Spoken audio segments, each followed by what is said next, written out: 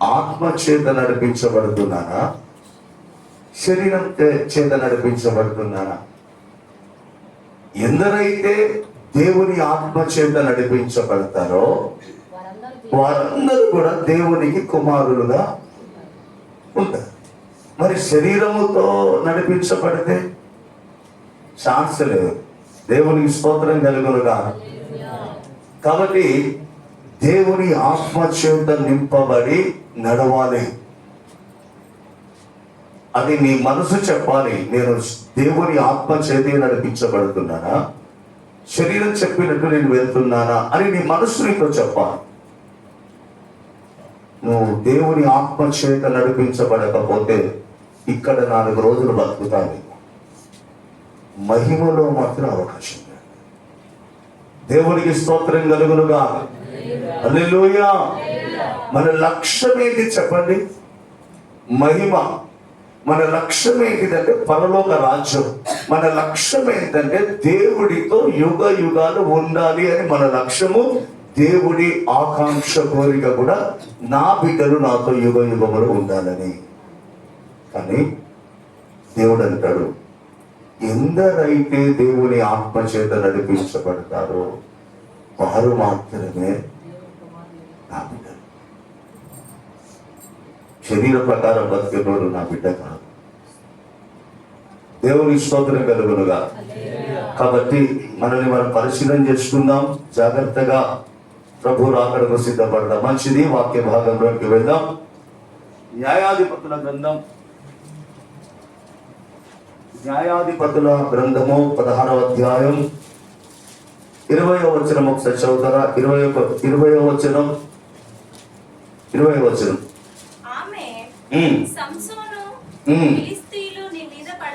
ఆమె సంసోను ఫిలిష్తీయులు నీ మీద పడుచున్నారు అనగా అతడు నిద్ర మేలుకొని ఎప్పటి అట్లు నేను బయలుదేరి విడచిమ్ము పొందుననుకొనెను. అయితే యెహోవా తనను ఎడబాసెనని అతనికి తెలియలేదు. జాగ్రత్తగా దేవుని వాక్యాన్ని విందాం. కృపాకనికరము కలిగిన దేవ, అల్పుడను నీ దాసుడును నీ పక్షము నిలబడ్డనే. నా మనుష్య జ్ఞానాన్ని తీసివేయండి, మీ ఆత్మ చేత నింపండి. మా అందరితో మీరు సూటిగా తేటగా స్పష్టంగా మాట్లాడమని యేసు నామమున అడుగుచున్నాము తండ్రి. ఆమేన్. హల్లెలూయా. దేవునికి స్తోత్రం. హల్లెలూయా. ఈ సంసోను మనోహకి తన భార్యకి కలిగిన కుమారుడు.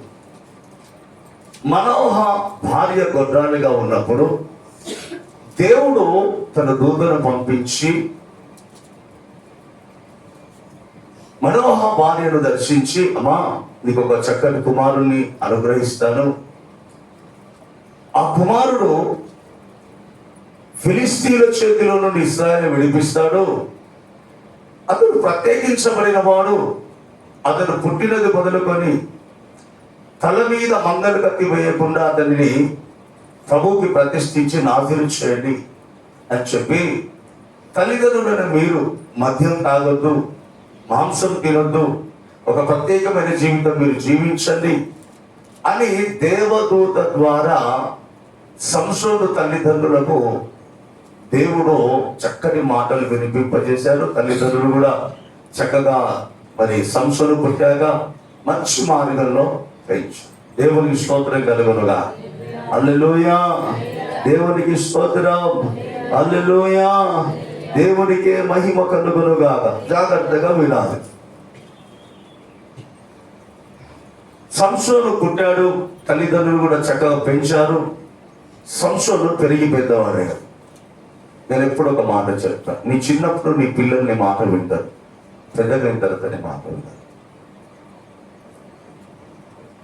చిన్నప్పుడు నువ్వు కొడితే పడతారు, గద్దిస్తే ఊరుకుంటారు, నువ్వు ఎట్లా చెప్తా అట్లా వింటారు. కానీ యుక్త కాలంలో యవన కాలంలోకి వచ్చాక నీ మాట మెల్లగా ఏం చేస్తారంటే పట్టించుకో, మెల్లగా నీకు ఎదురు చెప్పడం స్టార్ట్ చేస్తారు.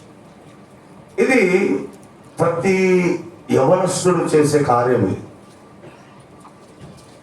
సేమ్ సంసోను కూడా చక్కగా పెరిగాడు. యవనస్తుడయ్యాక సంసోను తల్లిదండ్రుల మాట వినలే. ఫిలిస్తీన్ల చేతిలో నుండి ఇశ్రాయేలును విడిపించడానికి సంసోనును దేవుడు ప్రతిష్ఠించుకొని పంపిస్తే ఈ భూమి మీదకి తను చేసింది ఏంటో తెలుసా? తల్లిదండ్రుల మాట వినకుండా ఫిలిస్తీన్లలో ఒక దానిని ఇష్టపడి పెళ్లి చేసుకుంటారు.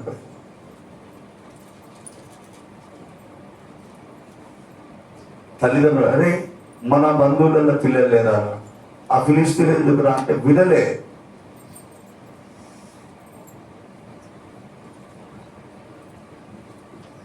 అదేవిధంగా తాను అక్కడ నష్టపోయాడు.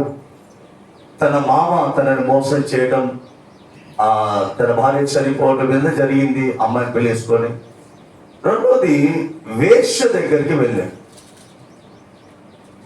తర్వాత దెలీలా అనే స్త్రీ దగ్గరికి వెళ్ళి ఆమెను మోహించి దేవుడికి అయిష్టమైన కార్యాలు చేశాడు.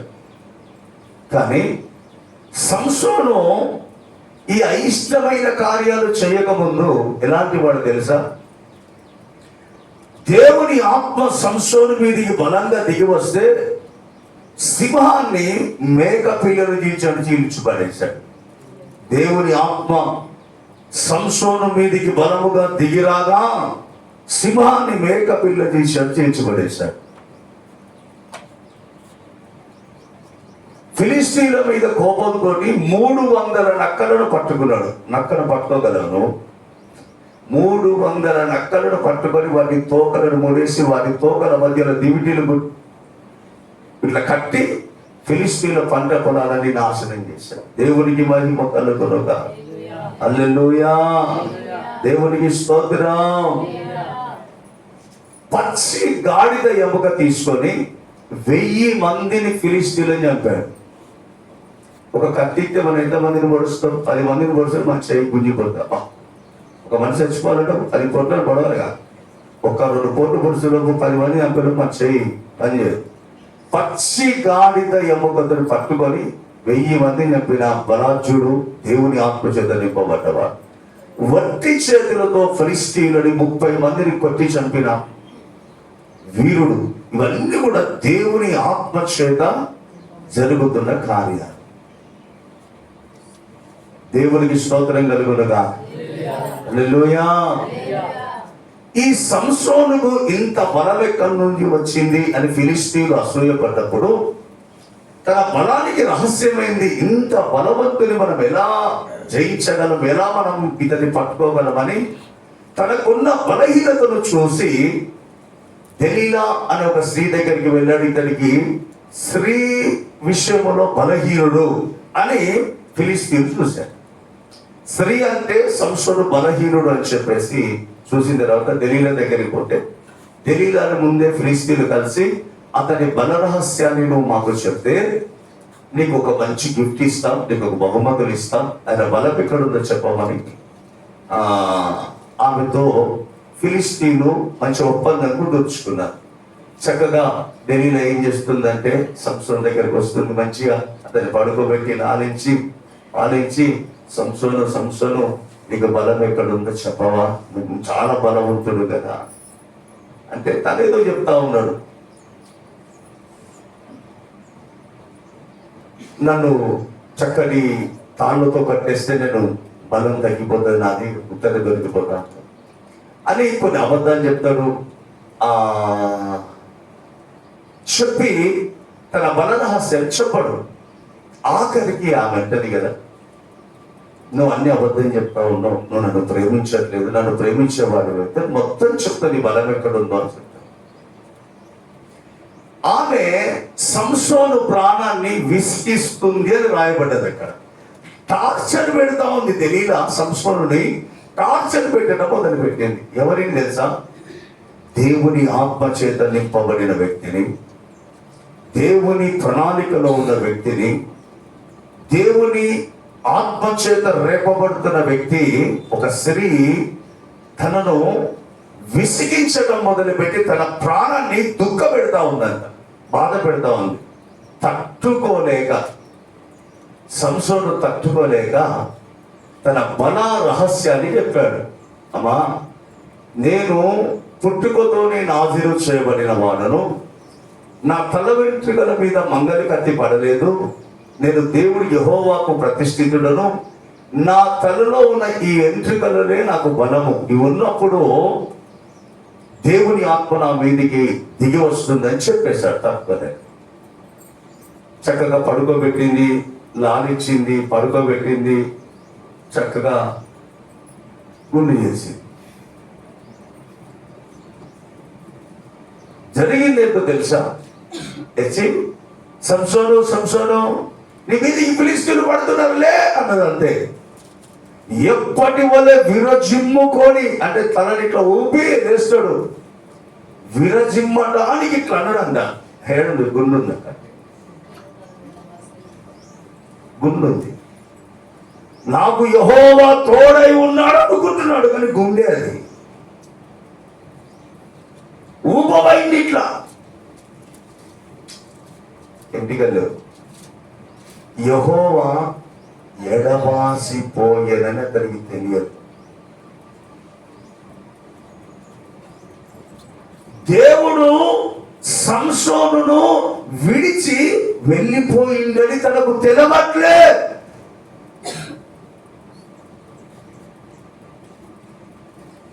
దేవుడు ఒక వ్యక్తిని విడిచి వెళ్ళిపోవడం అనేది నీకు తెలియకుండానే జరిగిపోతుంది. దేవుడు ఒక వ్యక్తిని విడిచిపోతాడు, పోయే అవకాశం ఉంది. దేవుడు ఒక వ్యక్తిని విడిచిపెట్టే అవకాశం ఉంది. దేవుడు ఆ వ్యక్తిలో నుండి వెళ్ళిపోయే అవకాశం ఉంది.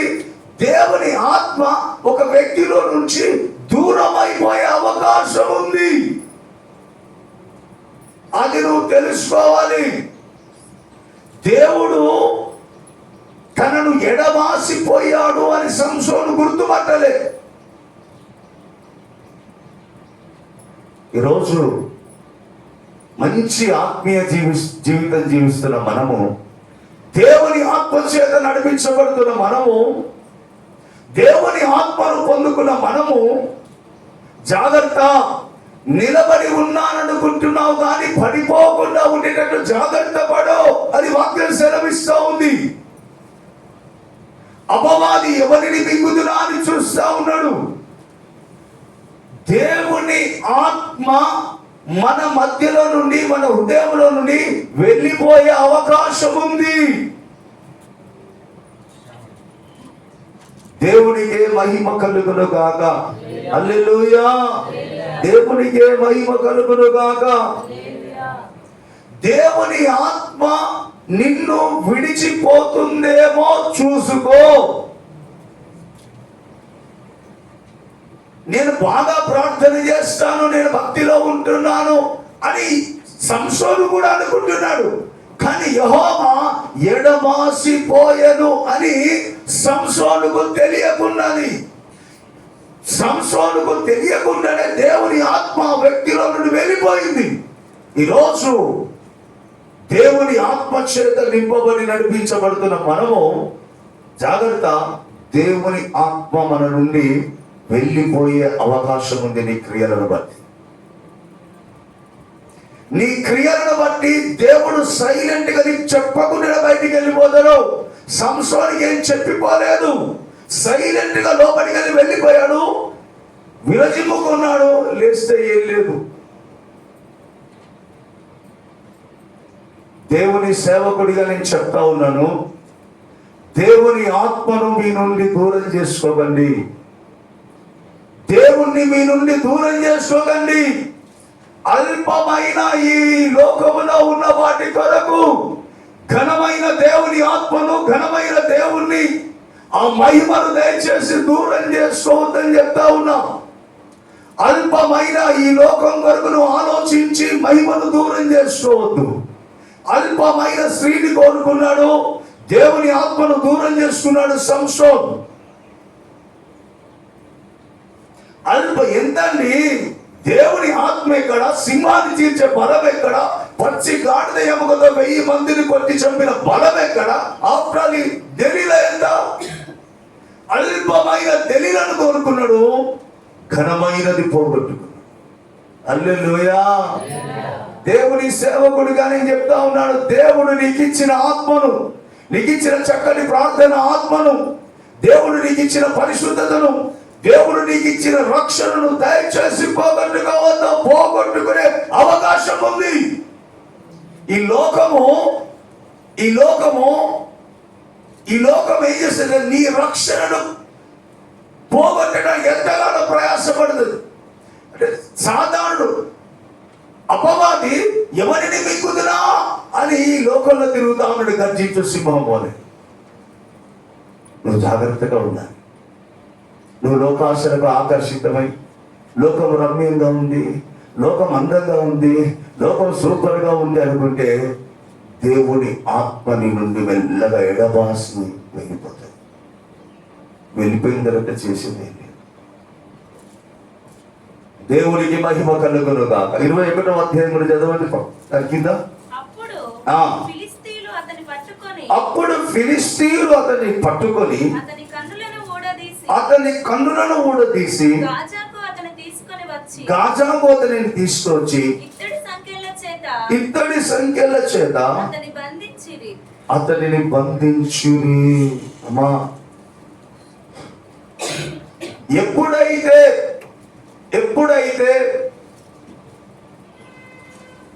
ఎప్పుడైతే దేవుని ఆత్మ సంసోనును విడిచి వెళ్ళిపోయిందో ఫస్ట్ జరిగిన నష్టం ఏంటంటే శత్రువులో చిక్కిపోయాడు ఆ వ్యక్తి, ఫిలిష్తీయుల చేతిలో పడ్డాడు.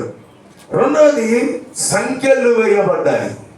మూడవది అతని కళ్ళను ఊడబిక్కి పడేశాడు. దేవునికి స్తోత్రం కలుగుతుంది. ఒక వ్యక్తిలో నుండి దేవుని ఆత్మ వెళ్ళిపోతే జరిగే నష్టాలు చెప్తా ఉన్నా. యెహోవా నిన్ను ఎడబాసిపోతే నీకు వచ్చే ప్రమాదం చెప్తా ఉన్నా.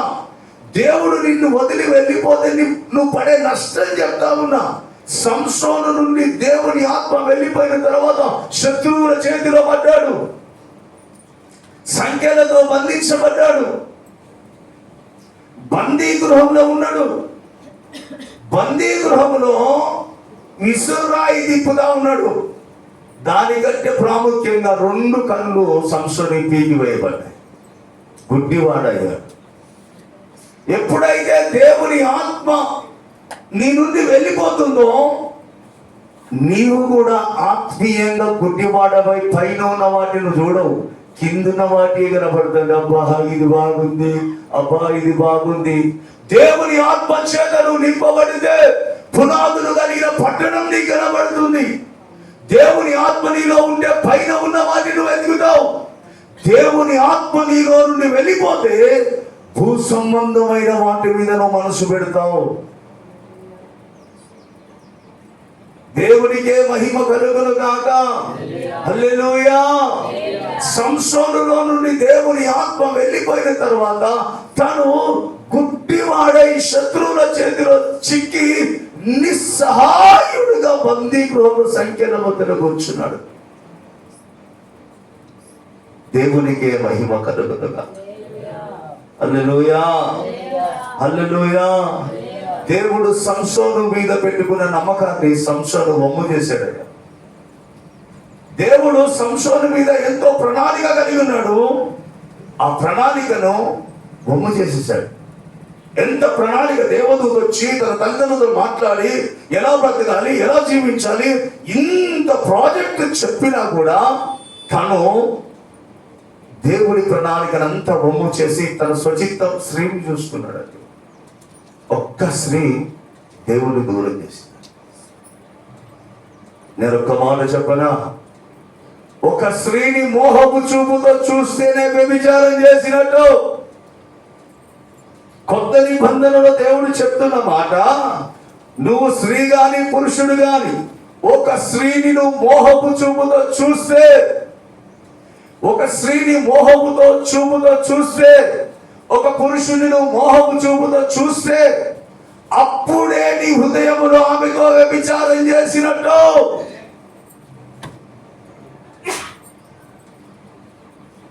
పాత నిబంధనలోనేమో శరీర ప్రకారం చేశాడు సంసోను.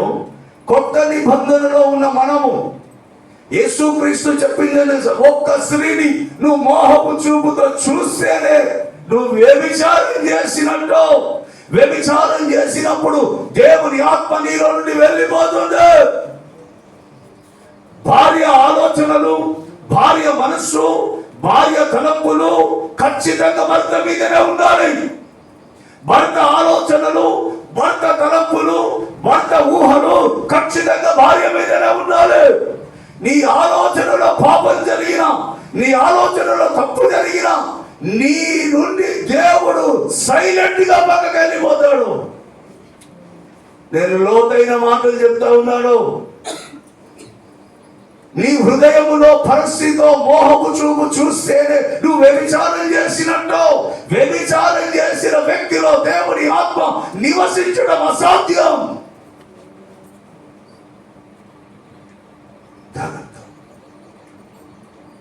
నోవాహును కొట్టింది ఎక్కడ తెలుసా? నోవాహు దినంలో ప్రజలను వారి తలంపులు, ఊహలు, ఆలోచనలు పాపం ఉందని కొట్టిపడేశాడు. నోవాహు దినములలో జరిగినట్లే మనుష్య కుమారుడి రాకడ దినాలు కూడా జరగబోతున్నాయి. నీ ఆలోచనలు, తలంపులు, నీ ఊహలు చెడిపోతే నువ్వు వ్యభిచారం చేసిన కింద లెక్క. ఖచ్చితంగా దేవుడు నిన్ను సరిగ్గా పక్కన సరి చేసుకుందాం. మనమందరం సరిచేయబడాలి, చెక్కబడాలి. దేవునికి స్తోత్రం కలుగును గాక. హల్లెలూయా. దేవుని ఆత్మ ఒక వ్యక్తిని ఎప్పుడు ఎడబాసిపోతుంది. ఎడబాసిపోయే అవకాశం ఉంది. ఎడబాసిపోయేది నీకు తెలియదు. ఎడబాసిపోయిన తర్వాత నష్టము ఎంత భయంకరంగా ఉంటుందో నీకు తెలియదు. నీవు దేవుని ఆత్మ నీ నుండి వెళ్ళిపోతే నీకు ఎంత నష్టపోతావో నీకు తెలియదు. ఆ నష్టం వచ్చినప్పుడు అబ్బా అబ్బా అన్నప్పుడు అప్పుడు ఏముండదు. నీకు ఎమ్మటే నష్టం జరగదు. ఫ్యాను బంద్ చేస్తే ఎమ్మటి టక్కన ఆగదు. అది కొద్దిసేపు తిరుగుతా ఉంటుంది. ఒక నిమిషం తర్వాత ఆగుతుంది. దేవుని ఆత్మ నీలో నుండి వెళ్ళిపోతే ఎమ్మటే నీకు ఏ ప్రమాదం జరగదు. కానీ ఒక టైం వస్తుంది. టైం వచ్చినప్పుడు నువ్వు బాధపడ్డాక దేవుడు ఏం చేసేటాడు? ఏం చేయలేడు కూడా దేవుడు. దేవుని ఆత్మ లేకపోతే ఇంకా నువ్వు ఇంకెవరో నీకోసం సాయం చేస్తాడు. మనుషుడు పగవాడైతే దేవుడి దగ్గరికి పోవచ్చు. యెహోవాయే నీకు పగవాడైతే ఎవడు సహాయం చేస్తాడో? సంగమా, దేవుని సేవకుడిగా చెప్తా ఉన్నాను. దేవుని ఆత్మ మన నుండి దూరమయ్యే అవకాశం ఉంది కాబట్టి జాగ్రత్త పడాలి. దేవుని ఆత్మ దూరం అయితే మట్టి నాగిస్తాడు దేవుడు. లేపిన దేవుడే నాలుగను మట్టికి నాగిస్తాడు దేవుడు. లేపుతాడు. ఆయనకి నమ్మకం ఉంటే లేపి కూర్చోబెడతాడు. ఆయనకు నమ్మకం తప్పిపోయింది అనుకో మన జీవితం భయంకర బందీ గృహంలో పడాలి. ఎనిగి వచ్చేది ఏముండదు. దేవుని ఆత్మ ఒక వ్యక్తి నుండి వెళ్ళిపోయిన తర్వాత 7 దురాత్మలు వచ్చి ఆ వ్యక్తి లోపల కూర్చొని మరీ నిన్ను బలవంతం చేసి చికాకు చేసి. దేవుని ఆత్మను పోగొట్టుకోవద్దు. దేవునికి దూరం కావద్దు. దేవుని పాదాల దగ్గరకు వచ్చి రోధించి కన్నీరు కాచి ఏడ్చి, ప్రభా నాకు ఏది దూరమైన పర్వాలేదు, నీ ఆత్మ నా నుండి దూరం చేయదు, నువ్వు నాకు ఎప్పుడు దూరంగా వద్దు యేసయ్యా, నీ కాళ్ళు మొక్కుతున్నానని దేవుని ఆత్మను జాగ్రత్తగా కాపాడుకోవడం మన బాధ్యత. దేవునికే మహిమ కలుగును గాక. సంసోను నుండి దేవుని ఆత్మ వెళ్ళిపోయింది. ఎందుకో తెలుసా? లోక సంబంధమైన సుఖాలు కోరుకున్నాడు. దేవుడు సంసోనుని ఎడబాసిపోయాడు. రెండో వ్యక్తిని చూపిస్తే చూడండి. ఒకసారి సమూయేలు రాసిన మొదటి గ్రంథం 28వ అధ్యాయం 16వ వచనం. సమూయేలు రాసిన మొదటి గ్రంథం 28వ అధ్యాయం 16వ వచనం. అందుకు సమూయేలు సౌలుతో చెప్తా ఉన్నాడు, యెహోవా నిన్ను ఎడబాసి నీకు పగవాడు కాగా నన్ను అడుగుట వలన ప్రయోజనం ఏంటిది? మరొకసారి చదువుదాను. అందుకు సమూయేలు సమూయేలు రాసిన మొదటి గ్రంథం 28వ అధ్యాయం 16వ వచనం చదవండి. అందుకు సమూయేలు యెహోవా నిన్ను ఎడబాసి సౌలుతో చెప్తా ఉన్నాడు, అందుకు యెహోవా నిన్ను ఎడబాసి. నీకు పగవాడు కాగా, ఎడబాసి అంటే దేవుడు నిన్ను వదిలి వెళ్ళిపోయి నీకు పగవాడు కాగా నన్ను అడుగుట వలన అయ్యగారు ఒకసారి ప్రార్థన చెయ్యి అని అడుగుట వలన నీకు ప్రయోజనం ఏంటిది? సౌలును ఎడబాసిపోయాడు. సంసోనుడు దేవుని ఆత్మ విడిచి వెళ్ళిపోయింది. సౌలును బెన్యామీను గోత్రికుడు, కీషు కుమారుడు, ఇశ్రాయేలుని మొట్టమొదటి రాజుగా దేవుడు కోరుకొని సమూయేలు చేత అభిషేకించబడిన వాడు. ఈ సౌలు ఇశ్రాయేలు ప్రజలకు రాజుగా ఉండడానికి దేవుడు అభిషేకించుకున్న వ్యక్తే, దేవుని ఆత్మ చేత నింపబడిన వ్యక్తే. జరిగిందని తెలుసా? యెహోవా అతనిని ఎడబాసిపోయాడు.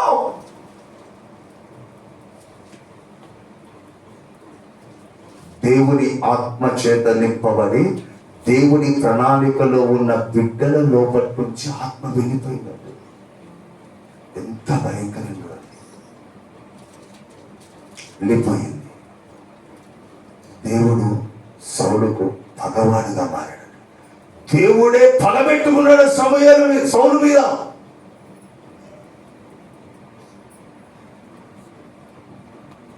దేవుడు నీకు ఎడబాసిపోయే అవకాశం ఉంది.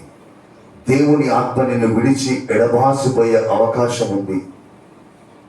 దేవుడు నీకు పగవాడయ్యే అవకాశం ఉంది. జాగ్రత్త, జాగ్రత్త. దేవుని ఆత్మ విషయములో, దేవుని విషయంలో మీరు దయచేసి ఆటలాడొద్దు.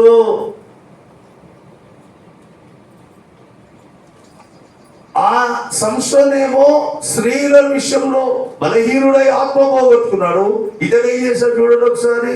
సమూయేలు రాసిన మొదటి గ్రంథం 15వ అధ్యాయం 22-23 వచనాలు. అందుకు సమూయేలు తాను సెలవిచ్చిన ఆజ్ఞను ఒకడు గైకొనుట వలన యెహోవా సంతోషించునట్లు ఒకడు దహన బలులను అర్పించుట వలన ఆయన సంతోషించున. దేవుడు సంతోషిస్తాడా?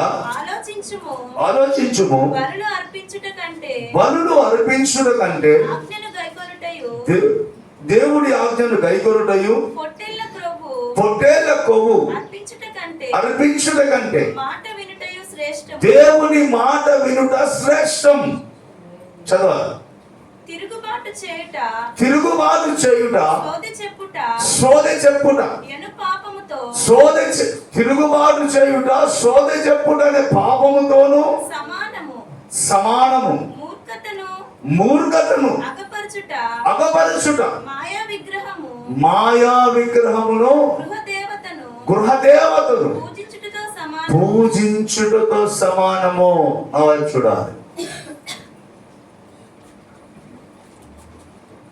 దేవుడు సమూయేలుతో చెప్తాడు, సౌలును అమాలేకీయుల మీదకి పంపించండి, యుద్ధం చేసి అమాలేకీయులలో ఉన్న పసిపిల్లలు మొదలుకొని ప్రతి ఒక్కరి ఆడ మగ తేడా లేకుండా మొత్తాన్ని చంపి పశువులను అన్నిటిని చంపేయండి. అవన్నీ కూడా శపితమైన, దేవుడికి శపితమైంది అన్నప్పుడు ఇదే మాట సమూయేలు సౌలుతో చెప్తే చక్కగా యుద్ధానికి వెళ్తాడు. అమాలేకీయులను వెళ్ళి అందరిని చంపేస్తాడు. చంపి రాజును తీసుకొని వస్తాడు.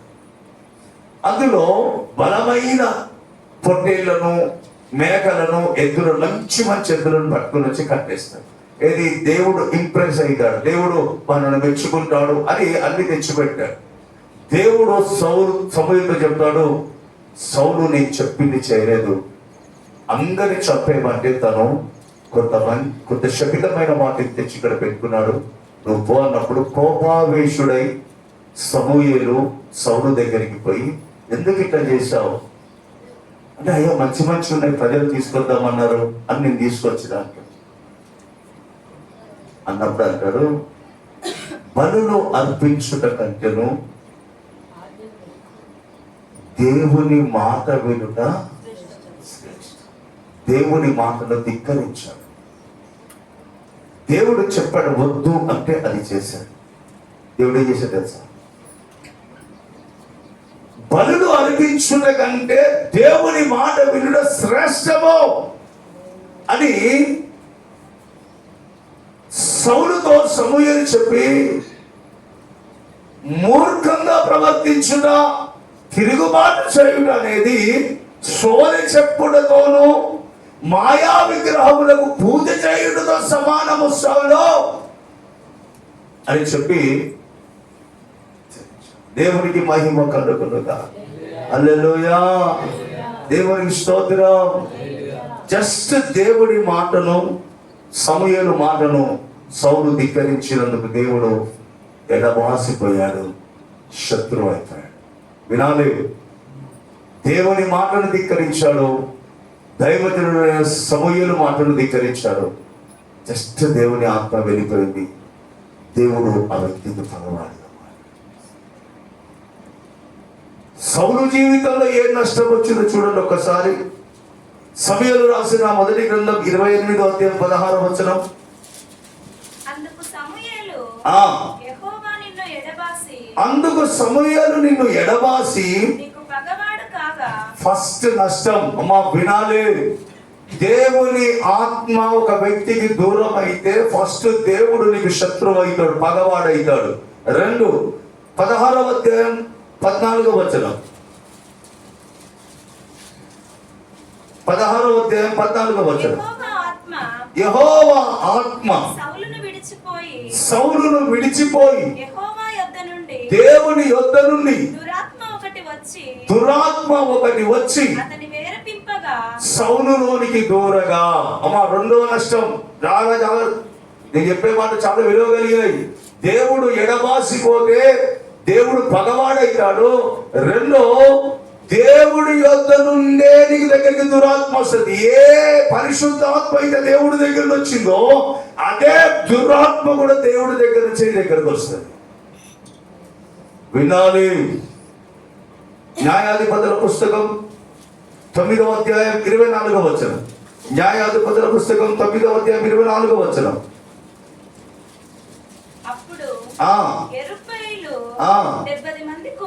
చివరి లైన్ నుండి చదువుతాను, కొంచెం చివరి లైన్. వారు చేసిన ప్రాణహత్య వారి మీద వచ్చినట్లును దేవుడు అబీమెలెకును షెకెము యజమానులకును దేవుడు అబీమెలెకును షెకెము యాజకులకును వైరము కలుగుటకు వారి మీదికి దురాత్మను పంపెను. ఎవరు పంపారు? మళ్ళా చదవాలి అక్కడి నుంచి. అబీమెలెకును దేవుడు అబీమెలెకును షెకెమును షెకెము యాజకులకును వైరము కలుగుటకు వారి మీదికి దురాత్మ దేవుడే పంపాడు. అమ్మా వినాలి మీరు, ఒక వ్యక్తి అల్లకల్లోలం కావటానికి కారణం కూడా దేవుడే దురాత్మలను పంపుతాడు. ఇది ఎట్లా అంటే అది అట్లనే. మరి సౌలు దగ్గరికి దురాత్మ దేవుడు పంపిస్తేనే వచ్చింది. అది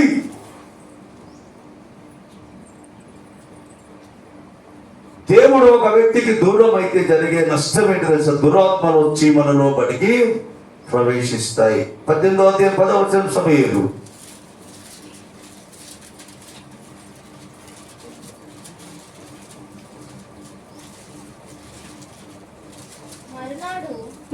దేవుని యొద్ద నుండి దురాత్మ మీదికి బలముగా వచ్చినందున మరునాడు దేవుని యొద్ద నుండి ఎక్కడి నుండి? దేవుడి దగ్గర నుండే దురాత్మ సౌలు మీదికి. దేవుడి దగ్గర నుంచి దురాత్మ వచ్చుడైందండి. దేవుడి దగ్గర నుంచి కూడా దురాత్మ అవుతుందా? వచ్చే అవకాశం ఉంది. యేసు క్రీస్తు రక్తంలో కడగబడి మారు మనసు పొంది బాప్తిసం పొందిన మనం పిచ్చి జీవితం, అడగలు జీవితం, పిచ్చి పిచ్చిగా బ్రతుకుతే ఖచ్చితంగా దేవుడి యొద్ద నుంచి ఒక వ్యక్తిలోనికి దురాత్మలు రావటం ఖచ్చితంగా జరుగుతుంది. మన జీవితం అల్లకల్లోలమైతే ఉంటది. అందుకే దేవుని సేవకుడిగా మీతో చెప్తా ఉన్నాను, జాగ్రత్త.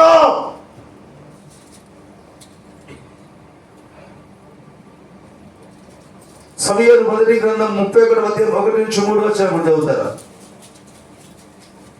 చాలా మీ గుండెలో ప్రింట్ అవ్వాలి, మీ రాకడకు సిద్ధపడటానికి అని చెప్తా ఉన్నా. సమూయేలు మొదటి గ్రంథం 31:1-2-3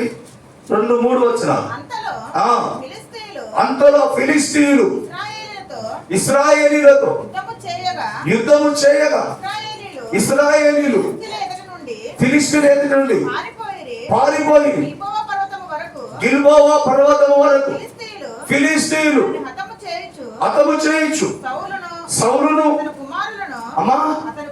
అతని కుమారులను తరుముచు యోనాదాను అబీనాదాబు మెల్కీషువ అను ముగ్గురు సౌలు కుమారులను హతము చేసిరి. నా వైపు చూడాలి, సంగమా నా వైపు చూడాలి అందరూ.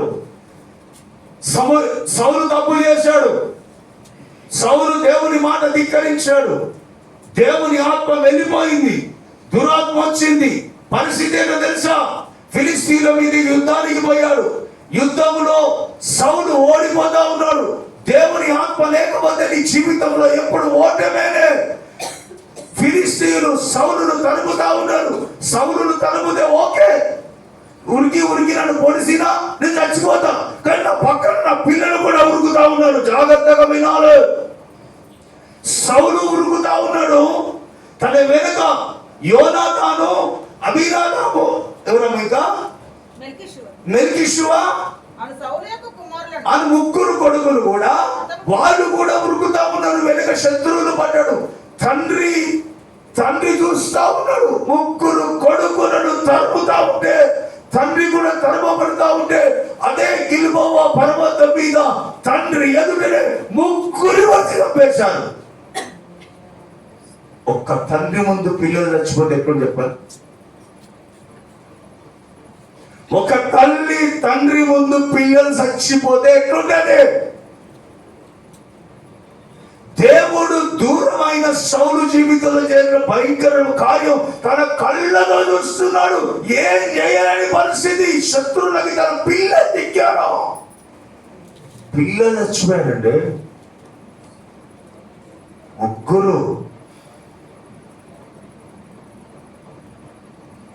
అదే పర్వతం మీద తన కత్తితో తానే పొడుచుకొని జీవితం చచ్చిపోయాడు.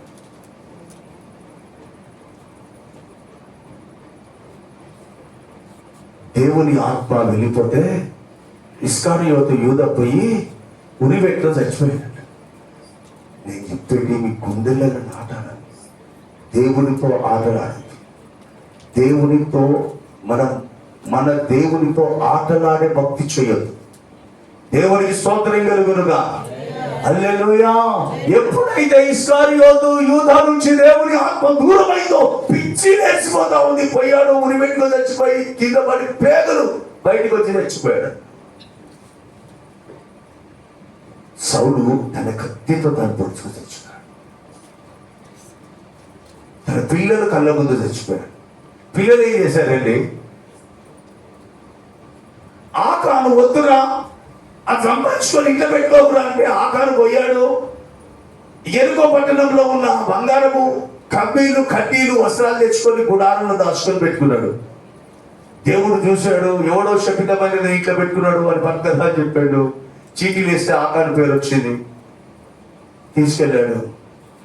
ఆకాన్ని ఒక్కరిని కొట్టి చంపితే ఓకే, భార్య ఏం చేసిందండి? పిల్లలు ఏం చేశారండి?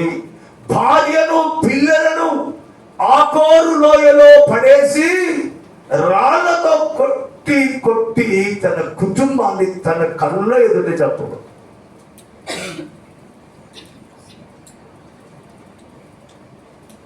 దేవునితో దయచేసి ఆటలాడక, దేవునితో దయచేసి ఆటలాడుతూ. గెహజీకి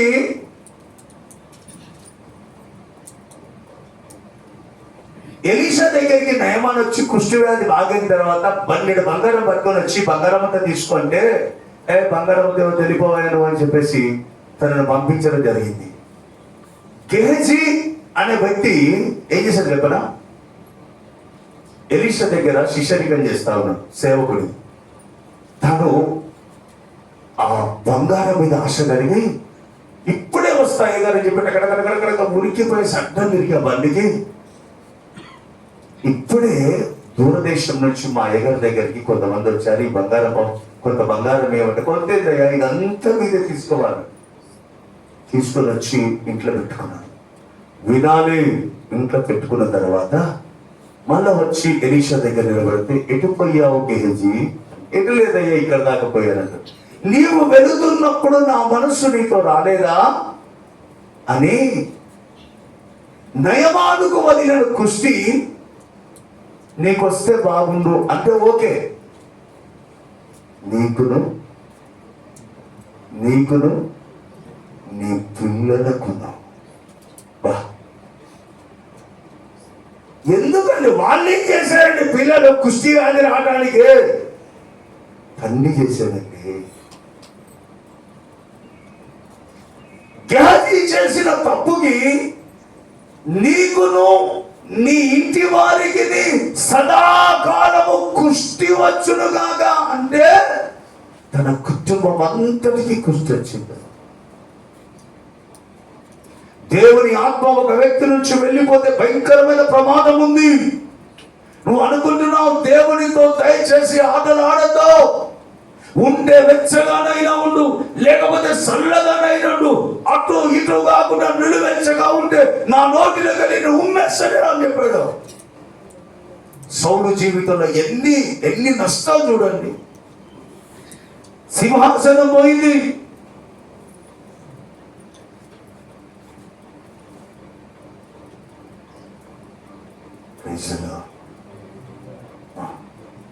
వినాలి అందరు చక్కగా. ఇవన్నీ కూడా మిమ్మల్ని భయపెట్టడానికి చెప్పట్లే, మీరు మండటానికి చెప్తున్నా. ఈ పాప వద్దా, నేను ఇట్లా బతకను అని నువ్వు వైరాగ్యములోనికి రావడానికి పరిశుద్ధాత్మ దేవుడు మాట్లాడుతూ ఉన్నాడు. వ్యర్థమైన వారి కొరకు, అల్పమైన వారి కొరకు, దరిద్రమైన వారి కొరకు దేవుణ్ణి ఎందుకు దూరం చేస్తుంటావయ్యా?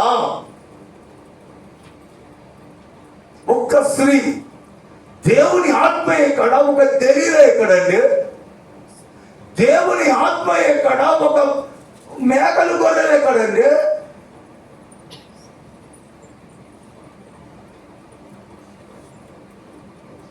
ఇర్మియా గ్రంథం 7వ అధ్యాయం 29వ వచనం. ఇర్మియా గ్రంథం 7వ అధ్యాయం 29వ వచనం. దేవుని ఆత్మ ఎలా దూరం అవుతుందో తెలుసా? ఎడవాసిపోతుందో తెలుసా? వ్యర్థమైన వాటిని నువ్వు కోరుకుంటే దేవుని ఆత్మ వెళ్ళిపోతుంది. సంసోను స్త్రీని కోరుకున్నాడు, మోహించాడు, దేవుని ఆత్మ దూరం అవుతుంది. సౌలు దేవుని మాటను ధిక్కరించాడు, తన ఆత్మను పోగొట్టుకున్నాడు. మూడోది, తనకు కోపము తెప్పించు తరము వారిని, తనకు కోపము తెప్పించు తరము వారిని యెహోవా విసర్జించి వెళ్ళగొట్టుచున్నాడు. అమ్మా వినాలే, మళ్ళా మంచిగా గట్టిగా. తనకు కోపము తెప్పించు దేవుడికి ఎవరైతే కోపం తెప్పిస్తారో, యెహోవా విసర్జించి వెళ్ళగొట్టుచున్నాడు. దేవుడికి ఎవరైతే కోపం తెప్పిస్తారో ఆ వ్యక్తిని దేవుడు విడిచి పెట్టి వెళ్ళిపోతాడు, విసర్జించేస్తాడు. నువ్వు దేవుడికి కోపం తెచ్చిన వ్యక్తిగా ఉంటే దేవుడు నిన్ను విసర్జించి వెళ్ళిపోతాడంట. దేవునికి స్తోత్రం.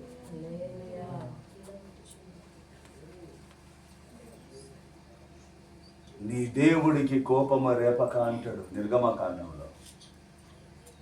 నువ్వు దేవుడికి కోపం తెప్పించే క్రియలు నీలో ఉంటే, దేవుడికి కోపం తెచ్చే క్రియలు నీలో ఉంటే దేవుడు నిన్ను ఎడబాసి వెళ్ళిపోతాడు సైలెంట్ గా పక్కకి. రాజును లేచిన దేవుడు నేలకు నాకిస్తాడు. దేవుడు రాజును చేసిన దేవుడు గిల్బోవా పర్వతం మీద చచ్చిపోయే స్థితిలోనికి తెచ్చాడు. దేవుడికి కోపం తెప్పించే క్రియలు మనలో ఉంటే దేవుడు మనల్ని విడిచి వెళ్ళిపోయే అవకాశం ఉన్నదే. మరి దేవుడికి కోపం ఎట్లా వస్తుంది చూడండి, ఒక రెండు మాటలు చెప్తాను. సంఖ్యాకాండము 11వ అధ్యాయం 1వ వచనం. దేవుడికి కోపం ఎట్లా వస్తుందో చెప్తా వినండి. సంఖ్యాకాండం 11వ అధ్యాయం 1వ వచనం. జనులు ఆయాసమును గుర్చి సనుచుండగా అది యెహోవాకు వినబడెను. యెహోవా దాని వినినప్పుడు ఆయన కోపము రగులుకొనెను. దేవునికి స్తోత్రం కలుగును గాక. హల్లెలూయా, హల్లెలూయా. దేవునికి స్తోత్రం. జనుల ఆయాసమును గురించి సనుక్కొనుచుండగా అది యెహోవాకు వినబడెను. యెహోవా దానిని వినప్పుడు ఆయన కోపము రగులుకొనెను. మన సనుగులు గునుగులు ఉంటాయి చూసావా అమ్మా? యేసుక్రీస్తు రక్తములో కడగబడిన మనము సనుగులు గునుగులు ఉంటే ఇవి యెహోవాకు వినబడతవి, ఇవి దేవుడికి కోపం తెప్పిస్తవి. దేవునికే మహిమ కలుగును గాక. హల్లెలూయా. దేవునికి స్తోత్రం. హల్లెలూయా. దేవునికే మహిమ కలుగును గాక. హల్లెలూయా. ప్రసంగి గ్రంథం 5వ అధ్యాయం 6వ వచనం చదువుతారా? ప్రసంగి గ్రంథం 5వ అధ్యాయం 6వ వచనం. నీ దేహమును శిక్షకు లోపరుచున్నంత పని, నీ శరీరానికి శిక్ష వచ్చే పని నీ నోటి వలన జరగనీయకుము. నీ నోటి వలన కలగనీయకుము. అది పొరపాటు చేత జరిగేనని, అది పొరపాటు చేత జరిగనని దూత ఎదుట చెప్పకుము. దూత ఎదుట చెప్పకు. నీ మాట వలన దేవునికి కోపం పుట్టించి, అమ్మా వినాలే, నువ్వు మాట్లాడే మాట అది రహస్యంగా మాట్లాడినా, నువ్వు ఫోన్లో మాట్లాడినా, సీక్రెట్ గా మాట్లాడినా, నీ గదులలో మాట్లాడినా, నీ బెడ్రూమ్ లో మాట్లాడినా, ఇద్దరు భక్తులు మాట్లాడుకుండగా యెహోవా చెవియొగ్గి ఆలకించెను అని మలాకీ గ్రంథంలో రాయబడ్డది. నీ నోటి మాటల ద్వారా దేవుడికి కోపం వచ్చే అవకాశం ఉంది. నువ్వు ఏం మాట్లాడుతున్నావు? యేసుక్రీస్తు రక్తములో కడగబడ్డావు. యేసు రక్తములో కడగబడి మారుమనసు పొంది బాప్తిసం పొందిన మనము నీ నోటి మాటల వలన దేవుడికి కోపం వచ్చే అవకాశం ఉంది. నీ మాట నిన్ను దేవుడు ఎడబాయడానికి కారణం నీ మాటే. అని మాట్లాడయా స్తోత్రం నాయన, స్తోత్రం నాయన, ఏడ స్తోత్రం మాట్లాడితే ఎంత మాట్లాడివే? అయ్యా స్తోత్రం నాయన, స్తోత్రం, ఏడ స్తోత్రం?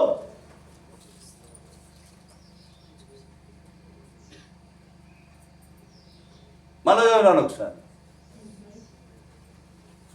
దేహమును శిక్షకు లోపరచునంత పని నీ నోటి వలన జరగనీయకు. అది పొరపాటు చేత జరిగినని. అయ్యో నేను పొరపాటు చేసినాని, జరిగినని, అయ్యో పొరపాటు ఇట్లా మాట్లాడినాని దూత ఎదుట చెప్పకు. నువ్వు దూత ఎదురు అయ్యో నేను పొరపాటు తప్ప ఇట్లా మాట్లాడినా అని చెప్పకు. నువ్వు నీ మాటల వలన దేవునికి కోపం పుట్టించి, నీ మాటల వలన దేవుడికి కోపం పుట్టుతుందేమో. నీ నోటి మాట వలన దేవుడు అసహించుకుంటాడేమో. దేవుడు నిన్ను కోపములోనికి తెస్తాడేమో. మన మాట దేవుడికి కోపం రేపుతుంది. కోపము రేపితే దేవుడు ఎడబాసిపోయే అవకాశం ఉంది. భక్తి అనేది అనుకున్నంత ఈజీగా సపట్టు పట్టి అన్నంత కాదు, చెక్కబడాలి. నీ నోటి మాట చేత దేవుడికి కోపం వస్తే నీ కోపము ద్వారా ఆ కోపం ఎవరి మీద ఉంటుందో ఆ వ్యక్తిని దేవుడు ఏమంటున్నాడు? నేను విసర్జించేస్తాడు. నీ మాట ఏం చేస్తుంది తెలుసా? దేవుడికి దూరం చేస్తుంది, నిన్ను విడిచిపెట్టేటట్టు చేస్తుంది. మాట అంత పవర్ఫుల్ మాట. అందుకే అంటాడు కదా, నీ నోటికి చిక్కం పెట్టుకో. యాకోబు రాసిన పత్రిక 1వ అధ్యాయం 26వ వచనం చదవండి ఒకసారి.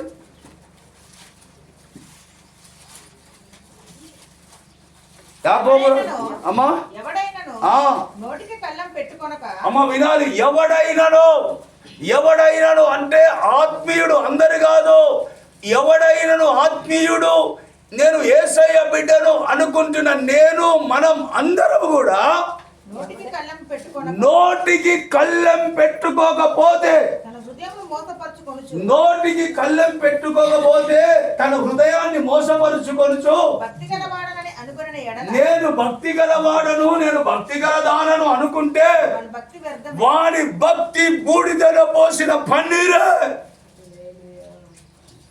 ఎవడైనను నేను భక్తి గలవాడను అనుకుంటున్నప్పుడు తన నోటికి కళ్ళెం పెట్టుకోకపోతే, తన నోటికి చిక్కం పెట్టుకోకపోతే వాడి భక్తి బూడిదలో పోసిన పన్నీరే. ఈ నోరు, మొయ్యి నోరు అడ్డగొర్రె తెరవకి ఎక్కడ పడితే అక్కడ. ఈ నోరే దేవుడికి దూరం చేస్తుంది. నీ మాటే దేవుడిని విసర్జించేటట్టు చేస్తుంది. ఈ మాట దేవుడికి కోపం వచ్చేటట్టు చేస్తుంది. మాట జాగ్రత్త. అన్ని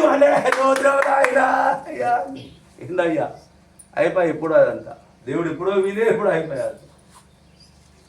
జీవించుచున్నావన్న పేరైతే ఉన్నది కానీ వృద్ధుడే. దేవుడికి స్తోత్రం కలుగును కాక. సంఖ్యాకాండం 12వ అధ్యాయం 7, 8, 9 వచనాలు ఒకసారి చదువుతారా? సంఖ్యాకాండం 12వ అధ్యాయం 7, 8, 9 వచనాలు. అతడు నా ఇల్లంతటిలో అతడు నా ఇల్లంతటిలో నమ్మకమైన వాడు, నేను గూఢ భావములతో కాదు దర్శనమిచ్చి ముఖాముఖిగా అతనితో మాట్లాడుదును. అతడు యెహోవా స్వరూపమును నిదానించి చూచును. కాబట్టి నా సేవకుడైన మోషేకు విరోధంగా ఎందుకు మాట్లాడారు మీరు? యెహోవా కోపము అది జాగ్రత్తగా వినాలి. ఎవరి మీద రగిలింది కోపం? మోషే మీద. అహరోను మిర్యాములు సనుగుతాండే, మోషే ఊకేదా, ఏ మోషే ఊకే సనుగుతా ఉన్నారంట. దేవుడికి అది వినబడ్డదంట. నా సేవకుడైన మోషే మీద సనగడానికి మీకు ఎంత ధైర్యమా? నడవండి అన్నది పాలెంలోని బయట తీసుకొచ్చి నేను మీతో మాట్లాడితే గూఢభావములతో మాట్లాడితేనేమో, కానీ నా సేవకులతోటి నేను ముఖాముఖిగా మాట్లాడుతాను. నా సేవకుడికి విరోధంగా మీరు మాట్లాడడానికి ఎందుకు సాహసం చేశారా అని వారి మీద కోపము రగిలిందంట. ఎవరి మీద? అహరోను ప్రధాన యాజకుడు, మిరియాము ప్రవక్తనే. అహరోను మోషేకి అన్నే, మిరియాము మోషేకి అక్కే. అక్క అయినా ఎవరైనా దేవుని సేవకుడికి వ్యతిరేకంగా మాట్లాడినప్పుడు పాలెం యోధలికి పోనాడు. ఇద్దరికి నుదుటి మీద కుష్టి వ్యాధి పుట్టింది. మళ్ళా మోషే వచ్చి నీ కాళ్ళు మొక్కుదా, నా అక్క నా అన్న, దయచేసి వాళ్ళని వదిలిపెట్టు. సేవకులకు వ్యతిరేకంగా నువ్వు మాట్లాడే ప్రతి మాట అది దేవుడికి వినబడుతుంది. దేవుడు తీర్పు కూడా వస్తుంది. జాగ్రత్త. దేవుడికి మహిమ కలుగునుగా. ఓం ఫట్ అంటే మారదా ఈ భూమంతా? యేసయ్య. మరి ఎందుకు ఇక్కడ పాస్టర్ గారు కావాలి? పాస్టర్ గారు ఆయనకి దూతలు. మేము సేవకులు యెహోవా దూతలు. ఆయన మా ద్వారానే కొంత పని జరిగిస్తాడు. తనంతట తాను ఏం చేయడు. ఐగుప్తుని బయటికి తీసుకెళ్ళడానికి మోషే ఎందుకండి? దేవుడు సరిపోడా? ఒక్కసారి ఇట్లాంటి వాళ్ళు చచ్చిపోరా? మరి మోషే ఎందుకు? మోషేనే ఉండాలి అక్కడ. అది సేవకుడి విలువ. సేవకులకు వ్యతిరేకంగా సాహసించి మిరియాము అహరోను మాట్లాడారంట. అది దేవుడికి వినబడే ఇట్లాంటి బిడ్డ వినితాను అని మీరు మాట్లాడుతా నాకు కోపం కలిగింది అని ఆన్ ది స్పాట్లో ఇద్దరికి కుష్టివ్యాధి. దేవుడికి కోపం ఎక్కడొస్తుంది? సేవకుల మీద నువ్వు మాట్లాడే మాటలు, సెట్టులు మాటలు బట్టి కూడా నీకు మెల్లగా కుష్టివ్యాధికి దారితీస్తాం. దేవుడి స్తోత్రం కలుగును. దయచేసి జాగ్రత్త సంఘమా. దేవుని ఆత్మ ఒక వ్యక్తిని ఎప్పుడు విడిచిపోతుందంటే, దేవుడు ఎవరి మీదైతే కోపంగా ఉంటాడో ఆ వ్యక్తి నుండి దేవుడి ఆత్మ వెళ్ళిపోయి దురాత్మ నీళ్ళు హాయిగా ఉంటుంది, నీకు తెలియదు అది. దేవుని స్తోత్రం. రెండోది, దేవుని మాట సేవకుల మాట వినప్పుడు దేవుడు విడిచి వెళ్ళిపోతాడు. మూడవది, నీవు లోకాన్ని కోరుకొని లోకాశల వైపు నువ్వు వెళ్తే సంసోనుడు ఎడమాసినట్టు దేవుడి ఆత్మ మనల్ని ఎడమాసిపోతుంది. దేవునికే మహిమ కలుగును గాక. హల్లెలూయా. అది వెళ్ళిపోయినట్టు నీకు తెలియదు. దేవుడు నీలో నుండి వెళ్ళిపోయినట్టు నీకు తెలియదు. నీకు తెలియకుండానే దేవుడి ఆత్మ నీ నుండి వెళ్ళిపోతుంది. సంగమా, ప్లీజ్ చెప్తా ఉన్నా, నువ్వు దేవుడు కావాలో లోకం కావాలో కోరుకో. లోకమంతా వదిలిపెట్టి వెళ్ళిపోయినా పర్లేదు, దేవుని పోగొట్టుకోకు. దేవుని స్తోత్రం కలుగునుగా. హల్లెలూయా. ఇవన్నీ మీకు ఎందుకు చెప్పాను తెలుసా? వినండి. ఇప్పుడు ఇవన్నీ మీకు ఎందుకు చెప్పానంటే, పాత నిబంధనలో ఉన్న భక్తులనే దేవుడు ఆత్మ విడిచి వెళ్ళిపోతే కొత్త నిబంధనలో నీ పరిస్థితి ఏంటి? ప్రభు రాకడుకున్నావు, యేసయ్య రాకడుంది, నిత్య నరకం గురించి నీకు తెలుసు. మరి నీ పరిస్థితి ఏంటి? హెబ్రీయులకు రాసిన పత్రిక 2వ అధ్యాయం 3వ వచనం. ఒక్క 10 నిమిషాలలో ముగిస్తా దయచేసి. హెబ్రీయులకు రాసిన పత్రిక 2వ అధ్యాయం 3వ వచనం. క్రీస్తు యేసు యొక్క మంచి సేవకుని వలె నాతో కూడా శ్రమను అనుభవించుము. సైనికుడు ఎవడును యుద్ధమునకు పోవునప్పుడు తన్ను దండులో చేర్చుకున్న వారిని సంతోష పెట్టవలనని ఈ జీవన వ్యాపారములలో చిక్కుకొనడు. మరియు జట్టి అయిన వాడు పోరాడినప్పుడు నియమ ప్రకారము హెబ్రీయులకు రాసిన పత్రిక 2వ అధ్యాయం 3వ వచనం. ఇంత గొప్ప రక్షణను నిర్లక్ష్యం చేసిన ఎడల, అమ్మా వినాలే, అందరు వినాలి. ఇంత గొప్ప రక్షణను మనము నిర్లక్ష్యము చేసిన ఎడల ఎలాగు తప్పించుకుందుమో. అమ్మా ఇప్పుడు చెప్తా వినండి. ఇంత గొప్ప రక్షణ, ఎంత గొప్పది రక్షణ! ప్రపంచములో, సృష్టి మొత్తములో గొప్పదేదైనా ఉన్నదంటే అది రక్షణ మాత్రమే. నీవు నేను పొందిన రక్షణ మాత్రమే ఈ ప్రపంచములో, సృష్టి అంతటిలో గొప్పది. ఇంత గొప్ప రక్షణను, ఇంత గొప్ప రక్షణ నీవు నిర్లక్ష్యం చేసుకొని ఈ లోక సంబంధ నాకు అది కావాలయ్యా, నాకు ఇది కావాలయ్యా, అదయ్యా, ఇదయ్యా ఆడుకునే తిరిగి నీ రక్షణ విలువ నీకు తెలియకపోతే, నీ రక్షణ తెలుసా సార్? నీకు రక్షణ అంటే తెలుసా? పోనీ శరీరం మట్టిలో కలిసిపోయేది, ఇది దీనిని జీవింపజేసేది ఆత్మ. ఈ ఆత్మకి చావు లేదు, ఈ ఆత్మ చావదు. చనిపోయిన తర్వాత ఈ ఆత్మకి మహిమ దేహం ఉంటుంది. ఈ మహిమ దేహము నీవు చేసిన క్రియలను బట్టి, నువ్వు చేసిన మంచి కార్యాలను బట్టి నీ దేహము, నీ ఆత్మ, నువ్వు చేసిన క్రియలు మంచివైతే నిత్య జీవములో ఉంటావు. ఒకవేళ నీవు చేసిన క్రియలు చెడ్డవైతే ఇదే ఆత్మ యుగ యుగములో నరకములో ఈ ఆత్మను అనుభవిస్తుంది. నీ ఆత్మ నరకము నుంచి తప్పించబడుటయే రక్షణ. ఇంత గొప్ప రక్షణను నువ్వు ఎందుకు నిర్లక్ష్యం చేస్తున్నావు? నీకు రక్షణ గురించి అయ్యో నేను పాపం చేసినప్పుడు, అయ్యో నేను తప్పు చేసినప్పుడు, అయ్యో నేను రక్షించబడ్డవాడిని, అయ్యో అయ్యో నా ఆత్మ రక్షించబడ్డది కదా, ఈ తప్పు వల్ల నా ఆత్మ నిత్య నరకానికి వెళ్తుంది, నా భయం నీకు ఎందుకు లేదు? ఎందుకు లేదు భయం? ఇంత గొప్ప రక్షణ తెలుసా? అసలు ఎవడు పట్టించుకోలేరు బతుకుల దగ్గరికి, మన దగ్గరికి, పెంటగుప్పలో ఉన్న బతుకులు మన బతుకుల దగ్గరికి,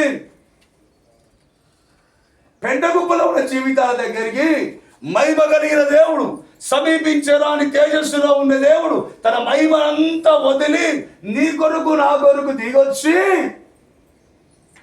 ఆయన రక్తం కార్చి ప్రాణం పెట్టి సిలువలో భయంకరమైన మరణం అనుభవించి ఇంత ప్రాజెక్ట్ చేసి నిన్ను రక్షించుకుంటే నువ్వు ఏం చేస్తున్నావు? నువ్వు ఏం చేస్తున్నావు? ఏం బతుకులండి ఇవి? ఏం చేస్తున్నావు? అసలు నీకు అర్థమవుతుందా?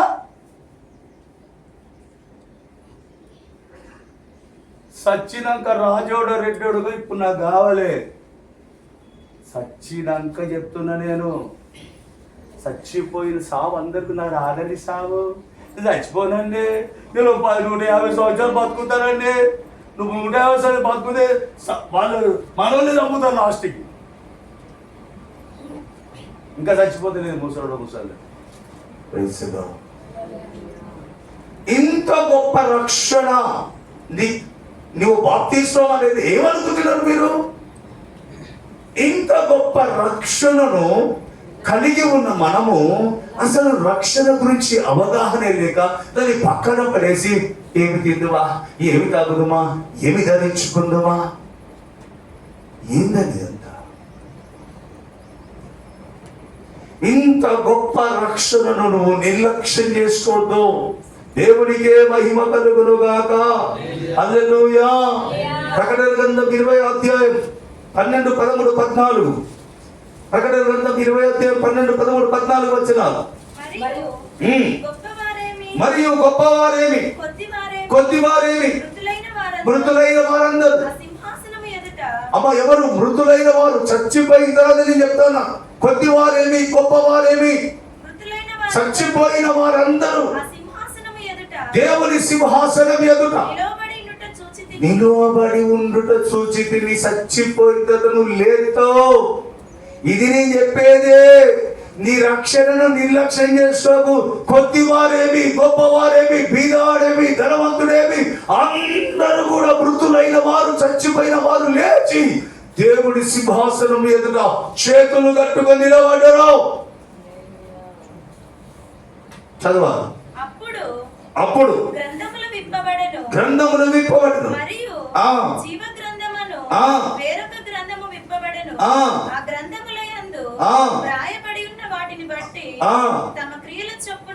తమ క్రియల చొప్పున ఎవడు బతికున్నాడు కాదు. అమ్మా వినాలే, నువ్వు చచ్చిపోయిన తర్వాత నిన్ను లేపి తీర్పులో నిలబెట్టి, చచ్చిపోయిన వారందరూ ఈ శరీరములో బతుకున్నప్పుడు నువ్వు చేసిన క్రియలను బట్టి అక్కడ ఏం జరుగుతుంది? తీర్పు పొందింది. చదవాలి. సముద్రంలో పడి చచ్చిపోతే ఆ సముద్రము తనలో ఉన్న మృతులను తీసుకొచ్చి దేవుడికి అప్పగిస్తుంది. మరణమును పాతాళ లోకమును వాటి వశములనున్న అక్కడ చచ్చిపోయిన మృతులను మళ్ళా తీసుకొచ్చి దేవుడి దగ్గర అప్పగిస్తుంది. వారిలో ప్రతివాడు అమ్మా, ప్రతివాడు సముద్రంలో చచ్చినా, ఎక్కడ చచ్చినా, పాదాల్లో ఉన్నా, ఎక్కడ ఉన్నా, ఈ చచ్చిపోయిన ఆత్మలన్నిటిని తీసుకొచ్చి దేవుడి దగ్గర అప్పగిస్తాయి. అప్పగించిన తర్వాత వారు భూమి మీద చేసిన క్రియలను బట్టి అప్పుడు లెక్క చూస్తాడు. అమ్మా, ఇక్కడ హాయి ఉంటది. ఏ తప్పని చేసే పాప ఎవరికి ఏం కానీ 10 మర్డర్లు చేసినా కోర్టులో 10 లక్షలు పడేసి 10 కోట్లు పడితే బయటకు వచ్చేస్తావు. ఒక మర్డర్ చేస్తాం, ఒక 20 లక్షలు పడేస్తావు, బయటకు వచ్చేస్తావు. కానీ చచ్చిపోతావు కదా, అప్పుడు నీ లెక్క ఉంటుంది. అమ్మా చదవాలి. మరణమును మృతుల లోకమును అగ్నిగుండములో పడవేయబడెను. ఈ అగ్నిగుండము రెండవ మరణమా. సంగమా, ఈ అగ్నిగుండము రెండవ మరణం. ఇక్కడ చచ్చిపోతే అబ్బా ఏం సాగు చచ్చినది, ఏం తెలియదండి, పక్కన చచ్చిపోయిందండి. ఇది మొదటి మరణం.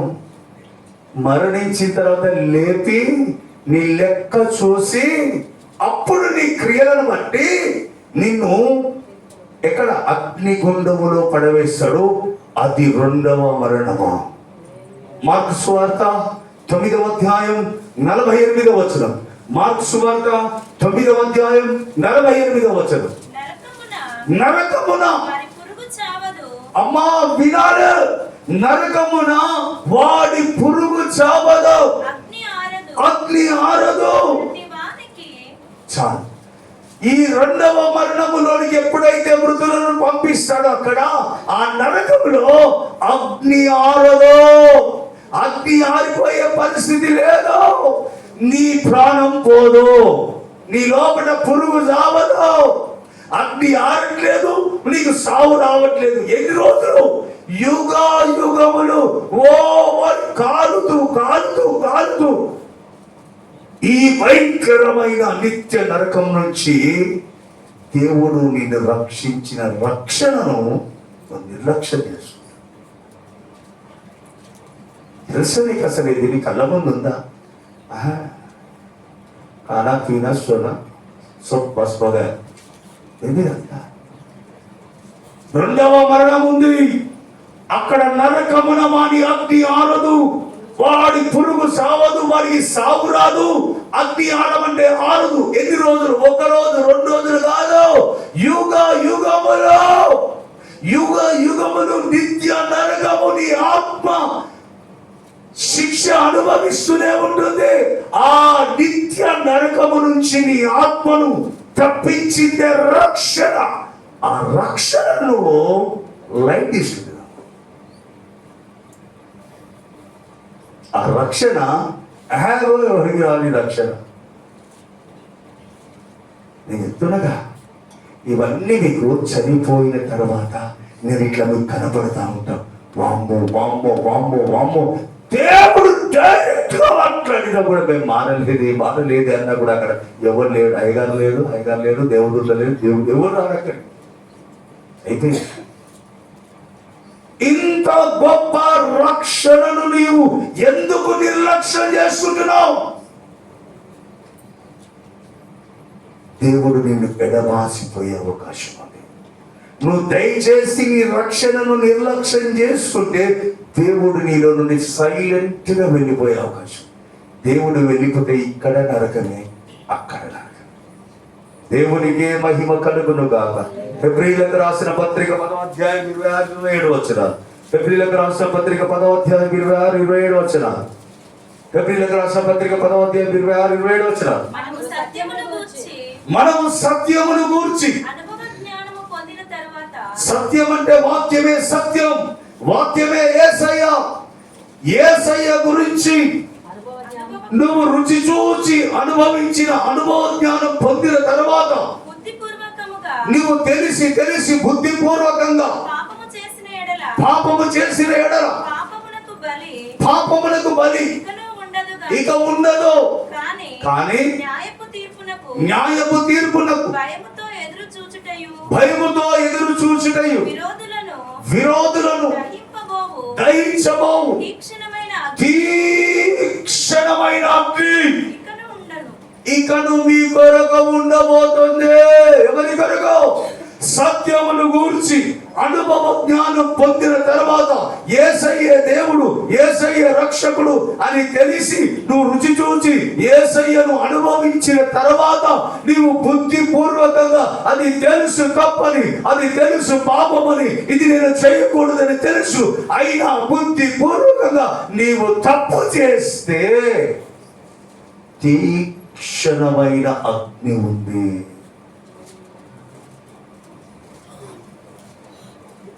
దేవునికి మహిమ కలుగునుక. హల్లెలూయా, హల్లెలూయా, ప్రైజ్ ది లార్డ్. అమ్మా, ఇవన్నీ నేను ఎందుకు చెప్తున్నా సార్? ఈరోజు జాగ్రత్త పడు, ఈరోజు నువ్వు జాగ్రత్త పడు, సరి చేసుకో, దేవుని పాదాల దగ్గర కృప పొందుకో, నీ రక్షణను కాపాడుకో. ప్రభా, నాకు సంసారాన్ని లాంటి బతుకొద్దు ప్రభా. అయ్యో, సౌలుకు దూరమైన మీ ఆత్మ నాకు దూరంగా వద్దు ప్రభా. నీకు కోపము రేపని పనులు నేను చేయాలి ప్రభా. నాకు ఇచ్చిన ఇంత గొప్ప రక్షణను నేను జాగ్రత్తగా కాపాడుకుంటానే సయ్యా అని జాగ్రత్త పడు. పితా పుత్ర పవిత్రాత్మడుగా పోతే ఎప్పుడు ఏమి సంభవిస్తుందో నీకు తెలియదు. ఎప్పుడు ఏమి వార్త వినవలసి వస్తుందో తెలియదు. ఎప్పుడు ఏం వార్త పిడుగులాంటి వార్త పడుతుందో తెలియదు. దేవునికి ఏ మహిమ కలుగును గాక. చివరి మాట ఫిలిప్పీలకు రాసిన పత్రిక 2వ అధ్యాయం 12వ వచనం.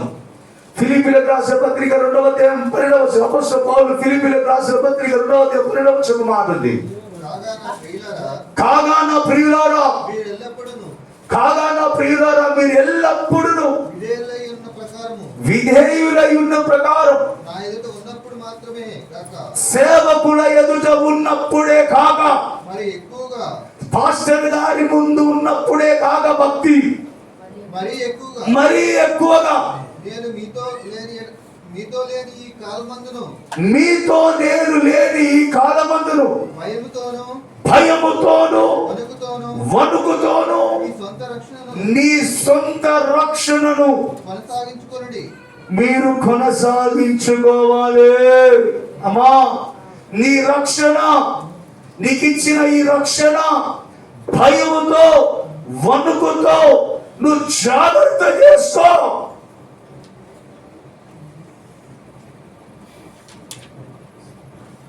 దేవునికే మహిమ కలుగును గాక. హల్లెలూయా. దేవునికి స్తోత్రం. హల్లెలూయా. ఇంత గొప్ప రక్షణ నీకు ఇస్తే దీనిని నువ్వు త్రోసివేసుకోకు. దేవుని ఆత్మను దూరం చేసుకోకు. దేవుని దూరం చేసుకోకు. నీకు ఇచ్చిన ఈ రక్షణను భయముతో వణుకుతో, అమ్మో నాకు నిత్య నరకము నుంచి విడుదలిచ్చిన ఈ రక్షణను నేను జాగ్రత్తగా కాపాడుకుంటానని భయముతో వణుకుతో నీ రక్షణను కాపాడుకోవాల్సిన బాధ్యత నీ మీద ఉంది.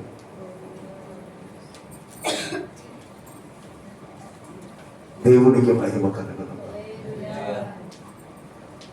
మీ చేతిలోనే ఉంది. నరకం కావాలా, నిత్య జీవం కావాలా కోరుకో. లోకాన్ని ఆశిస్తే ఇక్కడ కొద్ది సుఖం ఉంటుంది. 5 నిమిషాల సుఖం ఏముంటుంది లోకమంతా. 7 दिन का सुल्तान, नांगलोलो सुल्तान ఇక్కడ 7 दिन का सुल्तान है. ఏం లేదు ఈ లోకం. నువ్వు ఇది కావాలి అనుకుంటే డిసైడ్ చేసుకో, నేను నరకానికి వెళ్ళిపోవాలి పోయేవాడిని. ఒకవేళ నాకు ఈ లోకం వద్దు, నా రక్షణను కాపాడుకుంటా అంటే 4 రోజులు కొద్ది కష్టాలు అనుభవించిన దేవుని కృప పొందుకుంటా. పాత నిబంధనలో భక్తులు దేవుని ఆత్మను దూరం చేసుకొని దేవుడు వారిని ఎడబాసి వెళ్ళిపోయాడు. అమ్మా, మనల్ని కూడా దేవుడు ఎడబాసి పోతాడు, పోయే అవకాశం ఉంది. కాబట్టి నీకిచ్చిన, నీవు కలిగి ఉన్న ఆ రక్షణను జాగ్రత్తగా భయముతో వణుకుతో కాపాడుకొని కొన్ని రోజులు ఈ భూమి మీద జాగ్రత్తగా ఉండి ఆ నిత్య మహిమకు మనమందరం వారసులు కావాలని దేవుడు మనతో మాట్లాడుతాడు.